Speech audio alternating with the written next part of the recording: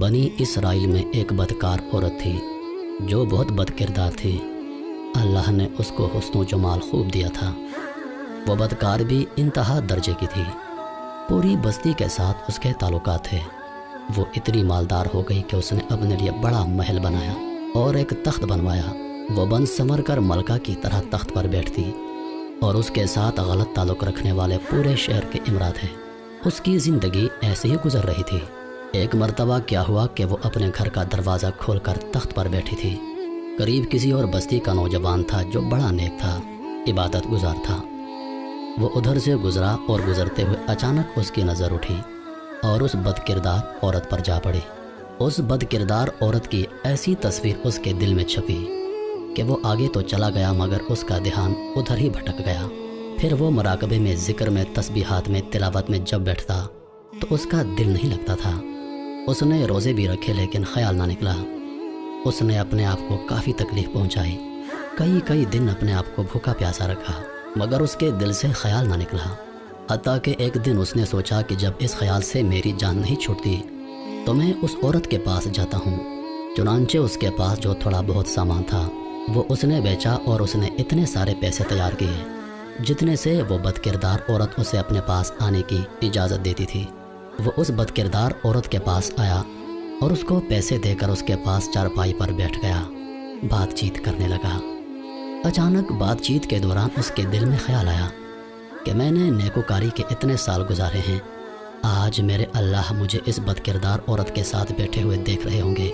بس یہ خیال دل میں آیا تو اللہ کا درد دل پر غالب آ گیا۔ اس نوجوان نے کانپنا شروع کر دیا۔ عورت اس سے پوچھتی ہے، تم کانپ کیوں رہے ہو؟ تمہارا چہرہ کیوں پیلا ہو گیا ہے؟ اس نے کہا، بس میری طبیعت ٹھیک نہیں۔ اس نے کہا، پھر تم جس مقصد کے لیے آئے ہو وہ مقصد پورا کرو اور جاؤ۔ اس نے کہا، نہیں۔ وہ بڑی حیران ہو گئی کہ آج تک میں نے اپنی زندگی میں کوئی ایسا مرد نہیں دیکھا جو میرے قریب اس طرح چارپائی پر آ کر بیٹھے اور پھر برائی کیے بغیر یہاں سے واپس چلا جائے۔ یہ نوجوان کیسا ہے؟ مگر نوجوان نے کہا، میں جاتا ہوں یہاں سے۔ اس نے کہا، تم کون ہو، کیا ہو؟ اس نے بتایا کہ میں اس نام کا بندہ ہوں اور فلاں بستی کا رہنے والا ہوں۔ میرے دل میں یہ خیال آ رہا ہے کہ میں نے اتنی عمر مسلح پر بیٹھ کر گزار دی، آج میرا اللہ مجھے تیرے ساتھ بیٹھے ہوئے دیکھ رہا ہے۔ بس اس کے بعد اس نوجوان کی آنکھوں سے آنسو آ گئے اور وہ وہاں سے چل پڑا۔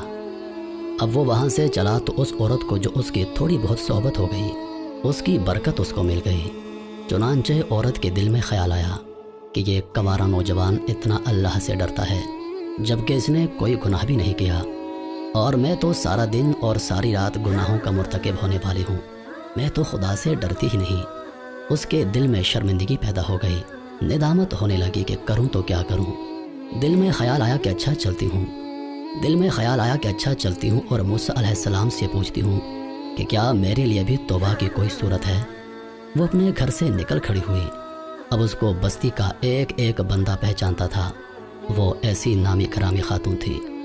وہ چلی اور جا کر موسیٰ علیہ السلام کو دیکھا تو اس وقت موسیٰ علیہ السلام بنی اسرائیل کو نصیحت فرما رہے تھے۔ اس نے کسی آدمی کے ذریعے پیغام بھیجا کہ موسیٰ علیہ السلام سے جا کر کہو کہ میں آپ سے ملنا چاہتی ہوں۔ اب جس کو پیغام دیا وہ بے وقوف تھا۔ کچھ پیغام پہنچانے والے بھی تو بے وقوف ہوتے ہیں، جس کو ڈھنگ نہیں آتا پیغام پہنچانے کا۔ اس خدا کے بندے نے سیدھا جا کر سب کے سامنے کہہ دیا کہ حضرت آپ سے فلاں عورت ملنے آئی ہے۔ موسیٰ علیہ السلام نے نام سنا تو آپ کو بہت جلال آیا کہ لوگ کیا سوچیں گے کہ ایسی عورت ان سے ملنے آئی ہے، ان سے ان کا کیا تعلق ہے۔ موسیٰ علیہ السلام نے غصے میں آ کر کہہ دیا کہ اس سے کہو کہ چلی جائے، میں اس سے نہیں ملنا چاہتا۔ اس بے وقوف نے آ کر کہا کہ میں نے بات تو کہی۔ موسیٰ علیہ السلام بڑے ناراض ہو گئے، وہ بڑے خفا ہوئے، وہ ڈر گئی۔ اس نے کہا، میری بدکاریاں ایسی ہیں کہ اللہ مجھ سے پہلے ناراض تھا اور اب اللہ کا نبی بھی مجھ سے بات نہیں کرتا، میرے لیے تو اب دنیا میں ٹھکانہ کوئی نہیں۔ بڑے اداس اور بوجھل قدموں کے ساتھ وہ وہاں سے واپس آئی۔ وہ حیران تھی کہ اللہ کے نبی نے بھی میرے ساتھ بات کرنا گوارا نہ کیا، میں اتنی گری ہوئی عورت ہوں کہ وہ بات بھی نہیں کرنا چاہتے۔ چنانچہ وہ گھر آئی، اس نے گھر کی کنڈی لگائی۔ اس نے اپنے کسی بڑے سے سنا تھا کہ بندہ جب اپنے رب کو منانا چاہے تو اس کو چاہیے کہ وہ اس کے آگے سجدہ کرے۔ چنانچہ اسے اور کوئی طریقہ نہیں آتا تھا گھر کی کنڈی لگا کر ایک جگہ اس نے اللہ کے سامنے سجدہ کیا، دل سے کہہ رہی ہوگی، میں تیرے سامنے جھک رہی ہوں خدا، میرا کوئی نہیں اللہ تیرے سوا۔ اسے پوری دنیا میں اور کوئی نجات کا راستہ نظر نہیں آتا تھا۔ پھر اللہ کی شان دیکھیے، اس نے رات گزاری، اگلے دن اس کے دل میں خیال آیا کہ میں عورت ذات ہوں، اکیلی مکان میں رہتی ہوں، ایک میری خادمہ ہی تو ہے، میں اگر نیت کر بھی لوں تو جتنے لوگوں نے میرے ساتھ بدکاریاں کی ہیں وہ تو مجھے نہیں رہنے دیں گے، تو بہتر ہے کہ میں اس جگہ کو چھوڑ کر چلی جاؤں۔ تبھی اس نے فیصلہ کیا کہ میں یہاں سے چلی جاتی ہوں۔ اس نے اپنے آپ کو ایک سادہ سے کپڑے میں لپیٹا تاکہ کوئی کپڑوں کو اور حسن و جمال کو نہ دیکھے کہ یہ کون ہے۔ پھر اس نے سوچا، عورت ذات ہوں، کہاں جاؤں گی؟ دل میں خیال آیا کہ وہ جو نیک نوجوان تھا، جس کے دل میں اللہ کا اتنا خوف تھا کہ وہ اللہ کے ڈر سے کانپ رہا تھا، کیوں نہ میں اس نیک بندے کے پاس چلی جاؤں، اس کی خادمہ رہ جاؤں، ممکن ہے کہ وہ مجھے نکاح میں قبول کر لے۔ یہ اس کی بستی کی طرف چل پڑی۔ چنانچہ ڈھونڈتے ڈھونڈتے یہ اس بستی میں اس کے گھر پہنچی اور گھر والوں سے کہا کہ میں فلاں بندے سے ملنے آئی ہوں۔ تو انہوں نے کہا، اس کا ذکر و عبادت کا معمول ہے اور وہ کمرے سے اس وقت نکلتا ہے، تم انتظار کر لو۔ چنانچہ اس نے کہا، بہت اچھا، یہ انتظار میں بیٹھ گئی۔ جب انتظار کرنے میں بیٹھی ہوئی تھی تو اچانک اس نوجوان نے دروازہ کھولا اور اس کی نظر اس عورت پر پڑی، یہ سامنے بیٹھی تھی۔ جب نوجوان نے عورت کا چہرہ دیکھا تو اس کو اپنا وہ وقت یاد آ گیا کہ وہ کون سا وقت تھا۔ میں اپنے مسلح کو چھوڑ کر بلاخر اس کی چارپائی پر جا بیٹھا تھا تو اس نوجوان کے دل پر خوف طاری ہو گیا کہ کہیں یہ میرا ایمان خراب کرنے تو نہیں آ گئی۔ میں نے تو اتنی مشکل سے اس کا تصور ذہن سے نکالا تھا۔ تو نوجوان پر اتنا خوف طاری ہو گیا کہ وہ وہیں پر گرا اور اس کی جان نکل گئی۔ اب اس کی وفات پر گھر والے بھی رنجیدہ اور اس عورت کو بڑا غم تھا۔ خیر 3 دن کے بعد اس عورت نے اس کے گھر والوں کو بتایا کہ میں تو اس نیت سے آئی تھی۔